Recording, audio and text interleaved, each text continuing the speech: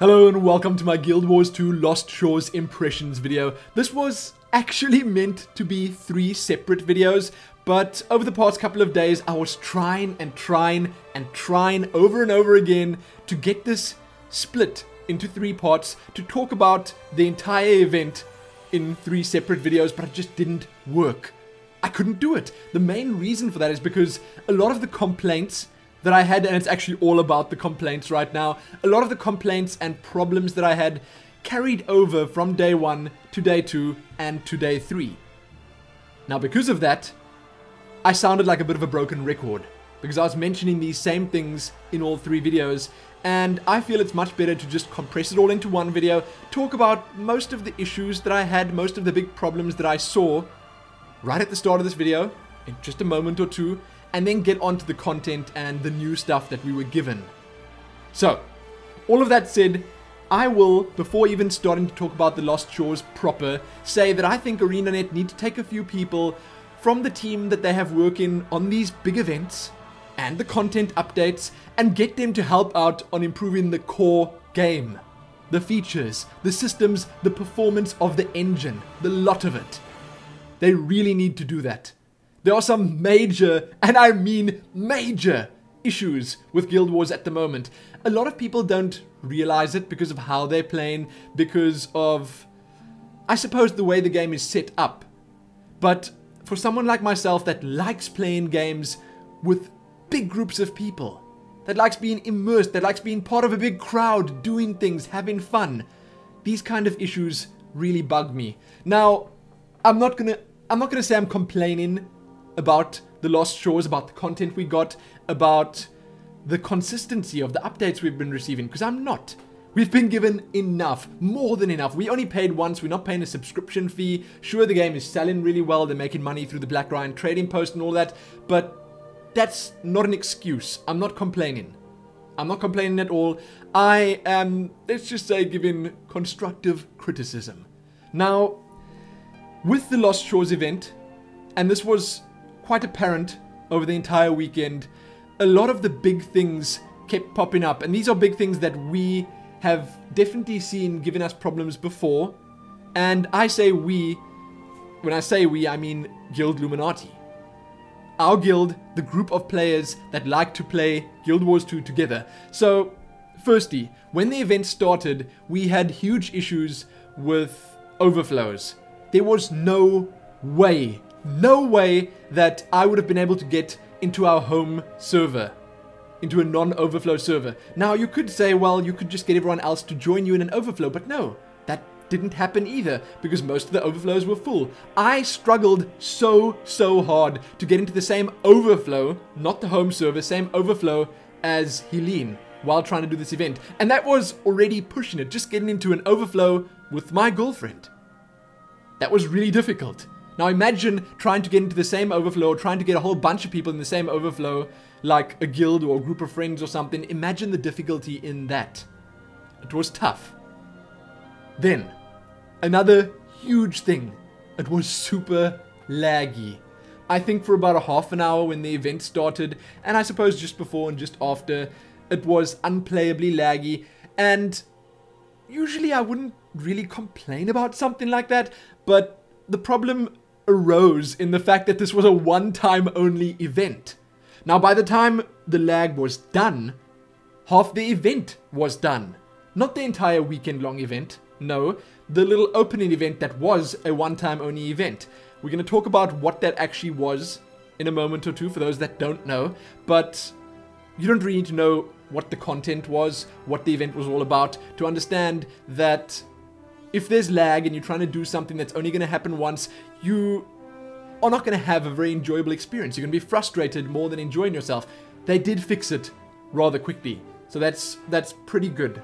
I was impressed by the fact that they did sort the lag issue out, but I would quite honestly say that that shouldn't have been there in the first place. Now again, I'm going to be whining a little bit at the start of this video, then we'll get into talking about the rest of it. So, lag, overflows, then another really big one, phase-in.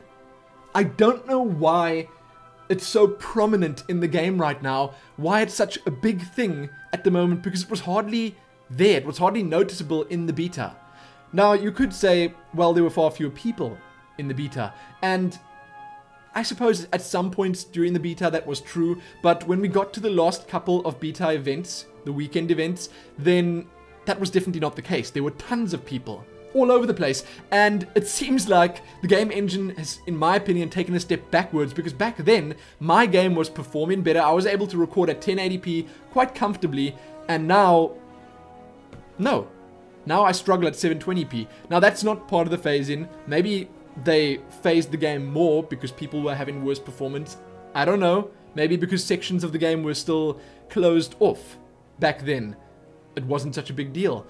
I'm not sure how it works or what the behind-the-scenes stuff is here, the technical parts of this, but the phase-in was a bit of an issue. Now let me explain how it works to you, if you don't know how the phase-in works. How it happens is that you stand in at a point with your character, at any point on the map. Then you've got a certain amount of vision around you can see. Then there's an invisible border of some sort where everything beyond that point can't be seen by you. You can't see it. You need to get closer for it to first phase in. Now that's obviously where the word comes from. Sometimes, if the servers are a little bit laggy, if there's a lot of stress on them, if there's a lot of strain on them, then it takes a good amount of time for those things to actually appear on your screen. So you run in, let's say down a road, and there are some Karka there, waiting for you, say on a bridge. Now you're running down there, you may not even see those Karka, you could be running across the bridge, you'll be halfway across, and then suddenly, BAM! A big Karka is just right next to you. Now it was there before, but you didn't know it was there because you couldn't see it. It was phased out in your game client. Now, with this event, it became painfully apparent and painfully clear that the phase-in is now a big part of the game, because when the Karka first attacked, and I said again, as I said before, we're going to talk about the actual event in a moment or two, but when they attacked for the first time, then there were a lot of them, okay? There were a lot, and it sounds so cool. It was really cool once everything sort of smoothed out. It was amazing, but there were a lot of them that came in there, and most of the players there couldn't see all of them. There were these invisible acid shots coming out of nowhere, and then you see them just before they hit the ground, they strike you, you're dead. That's not so cool. You can't see half the players around you. Say, when we have guild events, guild meetups and stuff, since launch, that was one of the big issues we've had with having guild meetups, is that we can't see most of the people that came. 100 people show up, but only 25 at a time can be visible on your screen. That kind of sucks. So, in my opinion, I feel as if the ArenaNet guys need to take a step back and look at the game itself, overall, how things are running, how things are performing, what they could change, what they could improve on. I can't say exactly what needs to be done. I just think that they should get a few more people working on that instead of pushing out a ton of content. Because sure, people want content, but I think that the majority of people would be happy if ArenaNet skipped a month and then it just improved on a whole bunch of stuff. Guild features. That's another thing that I think could really use some improving. The overall look and feel of the UI. It's not ideal. There's a lot of stuff that could be worked on, and in my opinion, the fact that the event was as laggy as it was, the overflow issues were as major as they were, the phase-in was as apparent as it was, those things, they kind of need to be looked at. So, that's it. There were other bugs, things like mobs that couldn't die, the events being late. They started at different times on different overflows, and then what happened was they finished on your home server, then your quest updated, but you were actually still busy with it. So it said, oh, you've won, victory, but no, the Karka was still there. So that was a bit of an issue as well, but it wasn't a big deal.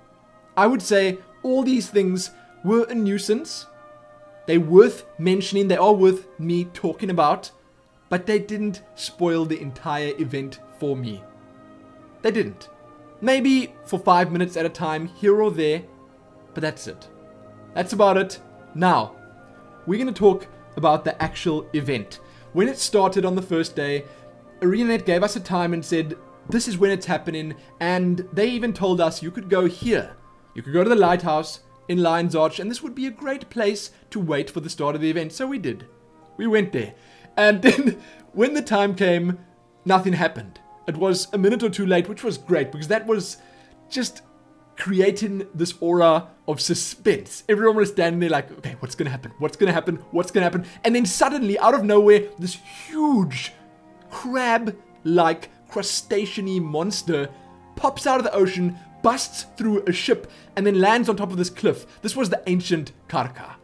I referred to it as the Mama Karka. It was amazing. Absolutely amazing. And then it started raining crab-like death down on everyone in the area around the lighthouse. It was intense. It was a little bit laggy and all that stuff, but I'm not talking about that anymore. We're done with that. It was intense. These slightly smaller Karka that looked sort of like scorpions started coming out of absolutely nowhere. I don't know if that was the phasing or if they were meant to just sort of appear there, but they came in great numbers. And then the bigger ones started coming, and then out of absolutely nowhere, after the big ones came, these little face suckers started swarming down on the players. And then let me just tell you, everyone died. Every single person at that lighthouse died, and there were a lot of us. It was amazing. Then everyone had to quickly respawn at the waypoint, run up there, and try to defend the city of Lion's Arch. Now, it was kind of limited to the bottom part of the map, so there was this little zone at the bottom that was an event that was happening, and the rest of Lion's Arch was largely unaffected. The rest of the Lion's Arch people, they knew it was happening because it said so on their screen, but if you weren't down there in that bottom part of the map, then you wouldn't have been bothered by it. And I think that is also good because you don't want to upset your entire game. You don't want everyone playing the game. Perhaps there are actually people out there that wouldn't be interested in stuff like this. You don't want to upset them. So you put it somewhere else, somewhere slightly out of the way. And that's what they did. It worked great. So we had to do battle with these Karka, and I suppose the actual battle didn't feel quite as epic as it could have because of the lag and stuff, but I think it was in itself super effective. There was a little progress bar that was called their resolve to stay in Lion's Arch, and then as you did more damage to them, as you killed more of them, their resolve, it weakened, obviously. And then finally, after a good long time, there were little things here and there that happened, but after a good long time, we pushed them back. They jumped back into the ocean, and in doing so, the ancient Karka knocked down the lighthouse. And that is some of the, let's just say, the lasting effects that we're going to be seeing or feeling from this event. The Lion's Arch lighthouse was destroyed, and apparently this was a really big deal, this lighthouse being destroyed, because it's a historic landmark. It's actually a big deal. The fact that that lighthouse was destroyed means a lot to the people of Lion's Arch. Now, once that was done, a whole bunch of stuff opened up to us. I think that the dungeon was meant to open up immediately after the event, but that was delayed by a little bit, let's say about a half an hour or so. And I'm going to talk about the dungeon quickly, just briefly, because I haven't actually done much of it myself. I've done it once. Literally once. And I had a blast. I did 2 of the wings, and then our party mysteriously vanished. I don't know. I've been told that's rather bad-mannered, leaving halfway through that instance because you want to get to the next difficulty level. How it works is I think you need to do 3 separate little wings or instances or fractals, as they call them, and then once you've done those 3 successfully, you'll be upgraded to the next difficulty level. Then you can do 3 more, go up again, 3 more, go up again, etc., etc. Lots of fun. I think that of the entire Lost Shores event, this one thing, the Fractals of the Mists, is definitely the star of the show. It's amazing. The amount of detail that they put in there is just insane. The fact that you have that kind of variety in there, it just does it for me. I like that you can go in there and it's sort of like a lucky packet. You don't know what you're going to get. You have no idea which of these fractals you're going to get. There's no rhyme or reason to it, and they're all pretty intense in their own way. Lots of different little challenges to do. I'm not going to spoil any of it for you, but I will say that it is, in my opinion, the best dungeon, the best work they've done on a dungeon thus far. It's amazing. Do it if you haven't done it yet. I've seen Helene doing it countless times. I watched her do it from start to finish, and I'm impressed. I'm thoroughly impressed by it. So kudos to them on that. I also like that it's in Lion's Arch, so it's very easily accessible. I'm not sure if it's still accessible to players of any level. I know it was over the weekend, but lots of fun, well worth having a look at. Now, another thing that was added once that first event ended was a scavenger hunt. Now, along with this, there was a donation system, and this was donating to rebuild Lion's Arch, maybe to repair the lighthouse or whatever. You got some tokens of some sort that you could trade in for items. It wasn't really a big part of the event. It was just a little extra. I suppose it helped convey the dread, the urgency of everything that was happening. You know, they were in dire straits, they needed the help, and you could do that. So there you go. That was there, but the scavenger hunt. Now this, I must tell you, I did not enjoy. And the main reason for me not enjoying it is because it was exactly, well, not exactly, okay, but so similar to the scavenger hunt we did for Halloween. It really was.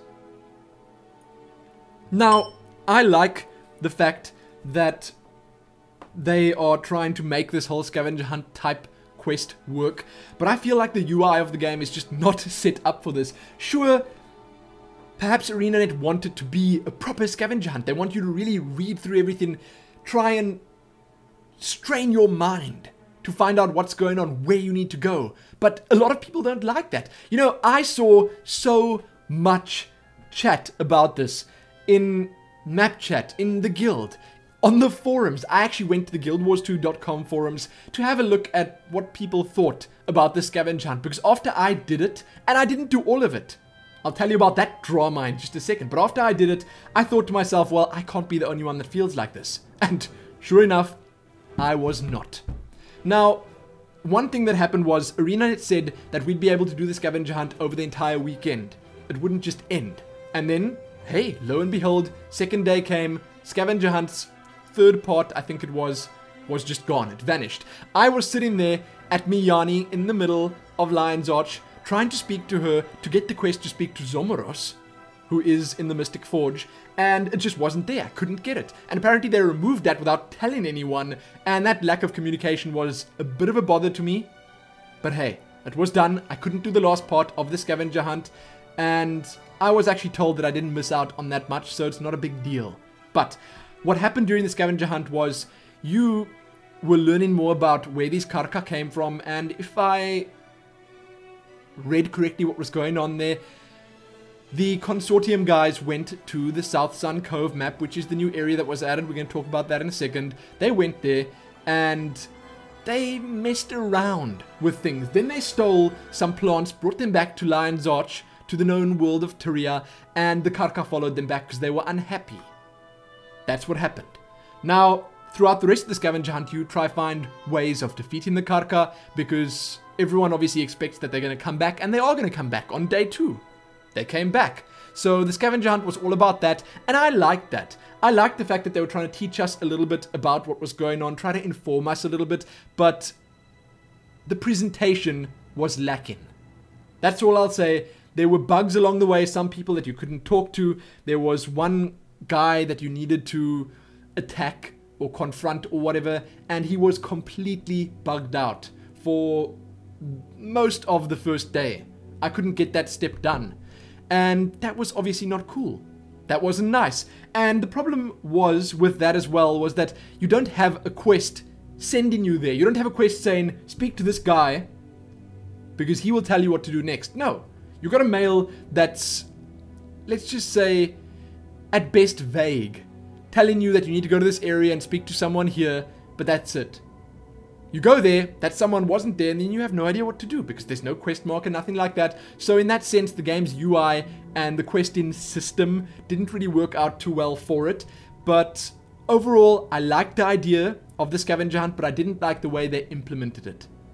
Those are my thoughts on the scavenger hunt. So, I suppose it would be better if ArenaNet, if I had to give a suggestion, I'd say, hey, set a public test realm up.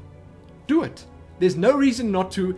Test some of these events, even if it's in, let's just say, smaller amounts. Even if you do closed testing on it, test them first.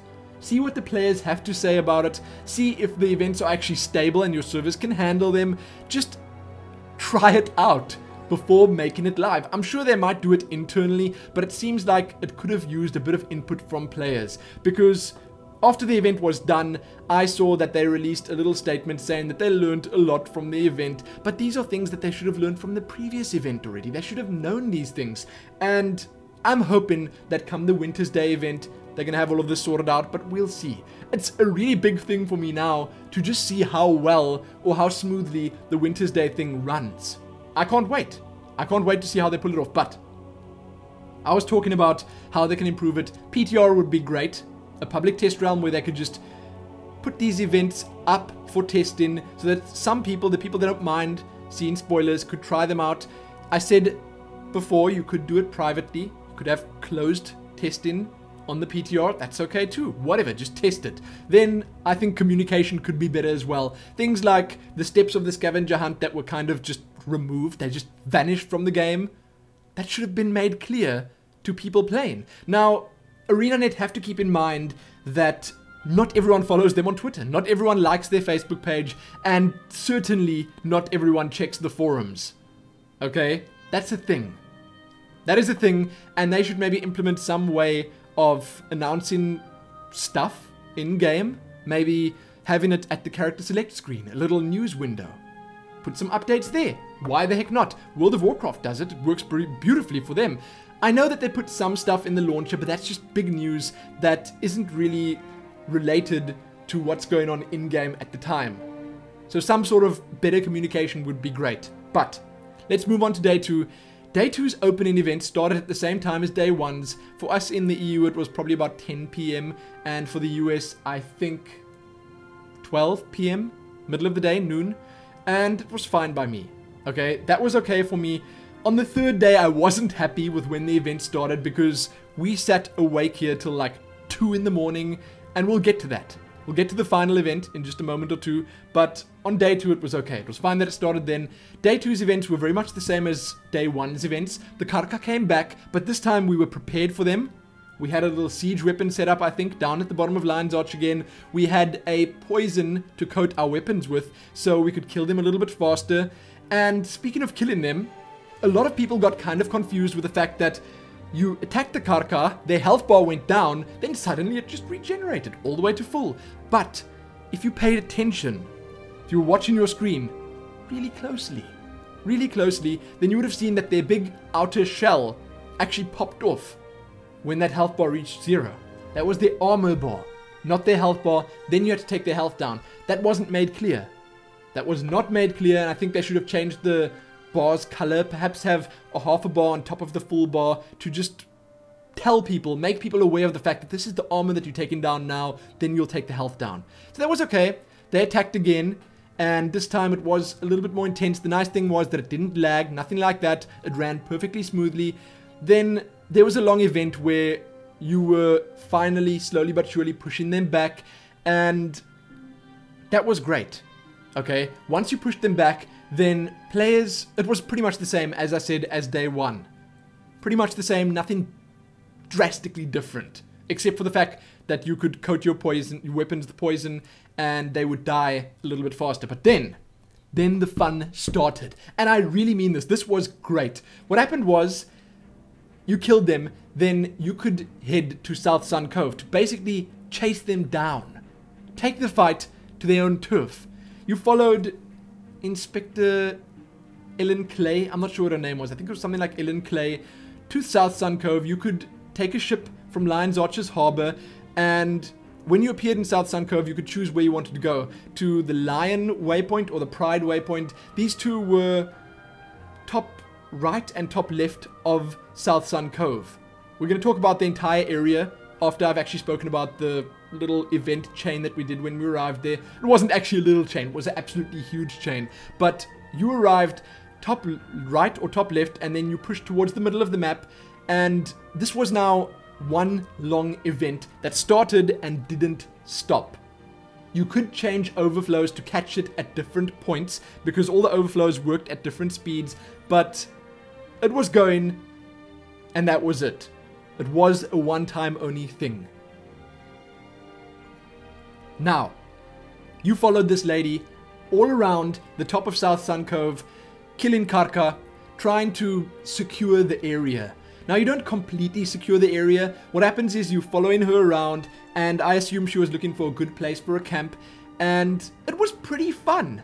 I kind of enjoyed it, because it felt like you were trailblazing on a new, unexplored continent. Now, it wasn't really a big continent, it was a little island, but still, that's what it felt like. It felt pretty epic, following this lady around with a big zerg of people, killing the Karka, you know, paying them back for what they did to Lion's Arch. It was great. I liked it. And then what I liked even more was that at certain points she stopped, then she pulled out a little pocket camp, threw it on the ground, and it popped up into a big camp. Then that was a safe zone of sorts. There was a waypoint there were vendors, there was a repair spot, all sorts of stuff, and that was great. It was nice seeing the area change as you ran through it with her. Then she sort of partook in some deforestation. I loved that, okay? She ran there and she was like, bam, tree falls over, bam, tree falls over. That was great. That was so cool. You followed her around.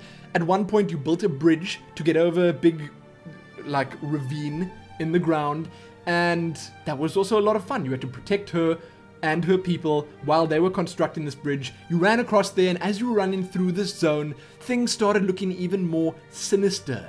It was changing, it was getting darker, more corrupt. You could see that you were getting closer to these evil beasts' lair. That was great. You set up a couple more camps, and at the end of it, I felt like it stopped kind of abruptly, but it still felt, in my opinion, epic enough. You followed her around, you built all these camps, you did all these things, you helped her with different styles of events, and all the way through this you were getting experience, you were getting karma, coins, all sorts of stuff. That was great. I loved that. Big thumbs up from me on everything we did on that island of Southsun Cove. But I'm going to talk about the actual island proper now, and let's just say the lasting appeal of it, because as great as that was, these events didn't stay behind. You couldn't do them again after you had done them the first time. There were other events, and they were much the same, but they were lesser. They weren't quite as epic, they weren't quite as cool. They were sort of spin-offs from the original event. And while that was nice, I feel like it would have been better if they could have had an event of the same epicosity run in there all the time, because that would give people a reason to go to that island. Now, the reason people don't want to go to that island is, let's just say the bad things first. It's very difficult. The mobs there were tough. If you were alone, you were gonna die. That's it. No two ways about it. Some of the smaller mobs could be killed, but the bigger ones, no chance. There were no hearts on this island. There were no vistas. There are no points to explore. There were no map completion rewards at all. There aren't that many events going on. Now, this is after the big dynamic event chain happened, the one-time only event. After that, there weren't that many events going on at all, and the area itself is pretty small. The waypoints aren't spaced out very nicely. Like, the one is all the way on the one side, the other one's all the way on the other side, and to get from the one to the other, it's a bit of a gauntlet. So, those are the uncool things. The really cool things about the actual island itself of Southsun Cove is that it's, in my opinion, probably the best looking area in the game thus far. It's great. It is beautiful. There's so much different stuff going on there. It feels like there are tons of little ecosystems or little biomes inside one big biome. This island itself. It was beautiful. It was so much fun. Very different from what I'd seen before. Now, another thing that I think is definitely worth mentioning that you can, I suppose, think of as long-lasting content is the jump-in puzzles on the island. But I would say that 80% of people do jump-in puzzles once, then they don't do them again. That's it. So I don't think that's going to bring people back. But there were 2 new jump-in puzzles. One is very short and one is pretty long and kind of tough. Definitely worth doing multiple times, just because of how interesting it is. I heard people comparing it to the clock tower, and I suppose I kind of did the same, but it's not quite as difficult, it's not quite as intense. It's got a bit of a timed factor to it. It's called the skipping stones, I think. I did upload a video of it, you can check it out and see what you think. I struggled a lot on it, but it was immensely fun. really good. I feel as if ArenaNet definitely learn from what's going on in their game, what people are saying about their game, and they adapt their future content to all of that. I can't wait to see, all that said, what they're going to do with the winter event. Now, other stuff on the island that were really great is that it's something new.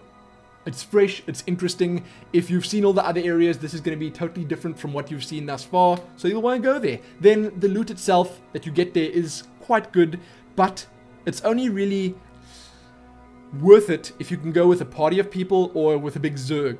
Otherwise, I'd say it's too difficult, and the risk isn't worth it. You're probably going to be dying too much for the amount of loot that you're actually picking up.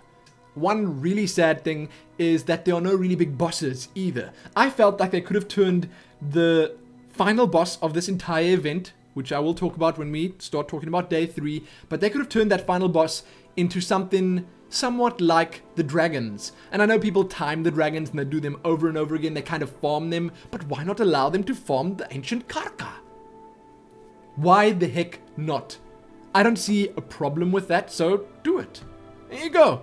Let players farm the ancient Karka. That would make people actually come back to the island every couple of hours to see if the event has started, this big event that leads up to slaying the Karka, and it'll be fun. Why not let players do that? Because right now, you can't. You can do some lesser events in the area, but you can't slay the Karka again. Now, I understand that they wanted this to be an exclusive thing, and if they actually add the ability to fight this ancient Karka again, they would be going back on their word. But I think it's worth it. In this case, I think it's worth it. Now, speaking of the ancient Karka, we're going to move on to day 3 and what happened on day 3. So, the events on day 3, they started kind of instantly out of nowhere. They just were going on. They were just happening. And they didn't stop, they didn't slow down, they didn't wait for players, they were just going, and if you weren't part of them, then you had to, I want to say corpse run to get there, because that's what it felt like at times, but you had to really hustle to get to them and stay with them. Once you're with the little Zerg that's following the final event around, then things are okay. But if you are a couple of map screens away, so just a little bit away from where the Zerg is happening, then there could be 1 or 2 Karka between you and said Zerg, and it would be really difficult to get to the Zerg. But once it happened, we had to run into the Karka's lair, which was, I would say, at the end of the Southsun Cove map. You ran all the way to the bottom, and where the day 2 event stopped, the day 3 event started. Then you ran with Inspector Ellen Clay again and a couple of other people, a bit of a bomb squad actually, and you started planting explosives in the Karka lair. You fought all sorts of Karka while in there, but it was the same ones over and over, and I felt like that was one thing that wasn't really cool. They did, I can't say reuse them too much, because, you know, they're the Karka, they're the bad guys of this event. Of course they need to be reused, but it was the same fight over and over again. 5 big Karka appear, you kill them. You move 5-10 steps forward, another 5 appear, same mobs, you kill them again. Same thing over and over again, rinse and repeat. That, to me, was a little bit weak. It felt a bit lazy from ArenaNet's side, but it still ended up being quite fun. I will say that I spent most of my time recording footage and stuff, and you may be seeing most of that footage in the background right now, but I still got a good feel for the event, and I suppose it did end up being pretty cool, because you went up this hive, and, well, I think you went down first. You went down this hive, and you planted these barrels of explosives with this bomb squad. You have to try to keep them alive throughout all of this, and all the while, it all feels very intense, and like you really need to get out of there incredibly quickly. That's the feeling I got, because the Karka come from behind sometimes, they come from the front sometimes they drop out of the ceiling from seemingly nowhere, and that was pretty scary. The lair itself was scary as well. It looked quite cool and terrifying at the same time. Now, after you ran up and down this big hive planting all these explosives, and I must say that the Karka had some sick moves, really. They had this roll attack, this barrel roll type of thing that decimated the entire Zerg every time it happened. And if you don't know what a Zerg is, it's a whole bunch of players moving around together, just killing things really quickly. And in most cases, that was what happened. But when they started doing this barrel roll, oh my goodness, people just dropped like flies. You saw this whole stream of bodies just appearing. And sometimes out of nowhere, because we had the phasing problems that I mentioned at the start. But we're not talking about that now. We're talking about barrel rolling Karka. So much fun. I loved it. I loved the moves that they had. They had this funny little boink attack where they like popped their legs and they jumped high into the sky and then they shot you and then they landed again and they killed a bunch of people. It was fun. Once we planted all the explosives, then things, in my opinion, got a little bit weird because the event suddenly just stopped. The inspector and her little bomb squad ran out, and then on the other side of the map, the ancient Karka appeared. I don't know why there. I have no idea. I'm assuming that the Karka, the ancient Karka now, the big boss, was kind of lying in wait to maybe attack Lion's Arch again, but then it got wind of its lair being attacked and it came back. So that's why it was at the other side of the map again, where you came from at first, and you needed to lure it back to the lair where the explosives were. So we did that. We ran. But this was where things started getting a bit boring, because this was already a good 2 hours in. Okay, we'd just slain a whole bunch of Karka. Now, this giant ancient Karka came that looked very much the same as the smaller Karka, just much bigger. It came, we needed to lure it to this big lair filled with explosives, and sure, that alone didn't sound so difficult, but what happened was, you got to the Karka, you engaged with it, then it started calling reinforcements. And these reinforcements, let me just tell you, were such a pain. It took, I think, for our overflow, a good 30 to 40 minutes to defeat one bar worth of reinforcements. And I mean bar because, I say bar because there was this little progress bar that you had to drop. Okay, and it took a good 30 to 40 minutes to do it. So once that was done, that was incredibly boring. The ancient Karka stood there. You couldn't attack it in any way. Every now and then you could get a few shots off at it, but then once you did a bit of damage, the reinforcements came and you had to kill them. That's the only way to lower their resolve, or the ancient Karka's resolve. So we did that. Fine, reinforcements done. Then you got to do a bunch of cool stuff that I feel was one thing that they should have put more of in this whole little luring scenario. Well, it was less luring and more herding. Okay, we were pushing it towards this lair to trap it in there, to do damage to it with the explosives. But we got to do things like drop rocks on it. We damaged these rocks, we've caused a little landslide onto the Karka, then it ran. We got to do things like destroy gas geysers, which exploded next to the Karka and pushed it forward. That was so cool. That was immersive stuff, and I enjoyed it. That's what I enjoyed. But then, you did this, and then, more reinforcements. Why more reinforcements? No, that's the exact same thing we just did. Then it was already 1 a.m. I'd been sitting there for 3.5 hours or whatever, doing the same things over and over again with little snippets of intense fun in between, but more often than not, the longer drags of slightly less fun stuff, like reinforcements. But once that was done, we had to go back into the lair, and now this was the less fun part again. We had to kill webbing surrounding the explosives so that it actually explode. So we did that. All the way up the lair, killing all the webbing, all the way back down. Then we finally fought the ancient Karka. Finally. As it was going up, these barrels were exploding, doing some damage to it. Then it goes all the way back down, doing even more damage. We get to the bottom. We fight.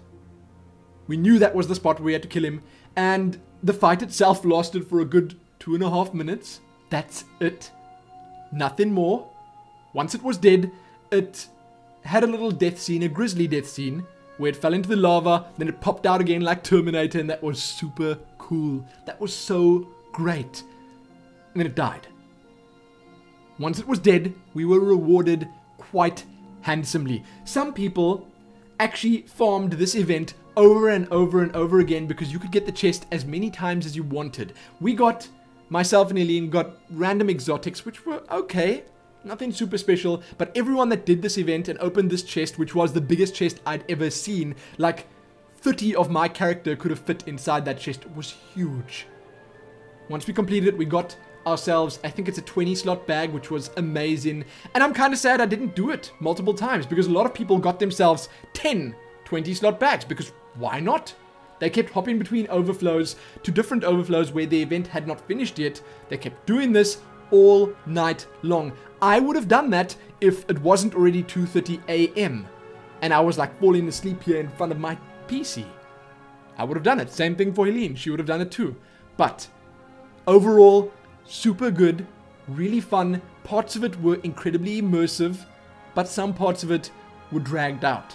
Some parts of it were unnecessary. Now I'm talking about their day 3 events. And Helene actually compared it to a progress raid in World of Warcraft, like a big, long 3 or 4 hour progress raid where you're trying a boss that you never tried before and you keep wiping on it, but you gotta do it, even if it's the same stuff over and over again, you gotta do it because you want to get it done. That's what she compared it to, and I would say it's pretty accurate.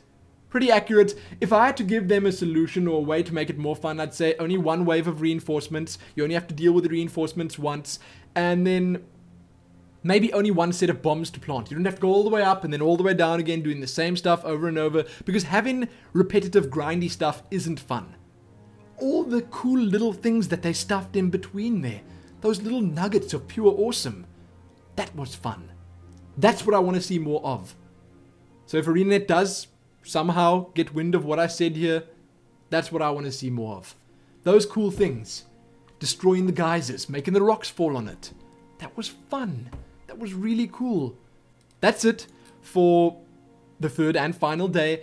And my overall impressions of the event, really good. The content was great. The lasting appeal of it, not so great, but I did tell you what I thought could be done about that.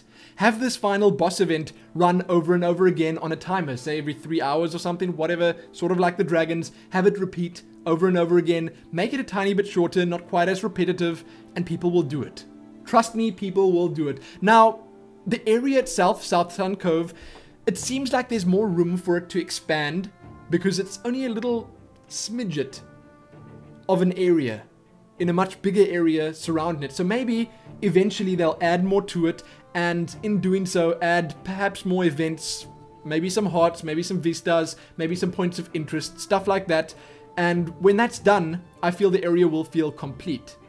But those are pretty much all my impressions of the event. I spoke about the negative stuff at the start because I wanted to get that out of the way, but I will say that some of those issues did plague us throughout the weekend, but I again will say that it wasn't enough to really detract from the fun that I had.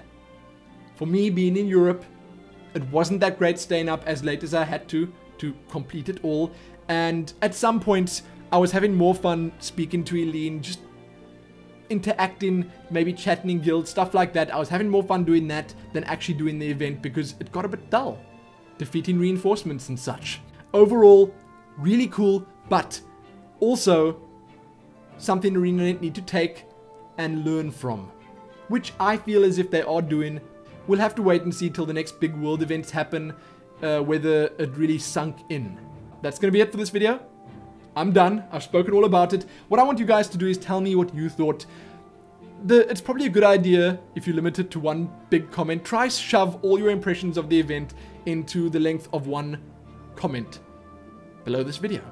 Let me know what you thought. What were your biggest problems? You could give me your pros and cons of the event, the good parts, the bad parts. Tell me what your overall impressions were of it. And tell me if you think it has lasting appeal. Do you think that people are actually going to go back and do everything there is to do on Southsun Cove? Or do you think it's going to be a bit of a ghost town going forward? I can't say for sure, but I really like the look of the area, and I hope that they don't just leave it at that. I hope that they're going to work a bit more on it and actually do more with it. Now, one last thing I can mention before finishing this off was that there was a PvP map added, and there were a few other smaller things, like store items that you could buy, and little goodies like that. The PvP map, I haven't really tried. I did hear that it's more vertical than the others. I did hear that it's quite a bit of fun, but I didn't really try it. It was actually available for play on the Thursday before the event already, so people had some time to test it out, and that's great. I think it's good that they keep adding stuff like that. Guild Wars 2 seems like the kind of game that would just benefit from having more content in it, but at the same time, they need to do some polishing on the entire game itself, on the game systems, on the core of the game. Again, that's me for this episode. Check back soon for more. Most importantly though, happy Guild Wars 2 Lost Shores event. And finally, getting my impressions in a video. Happy that.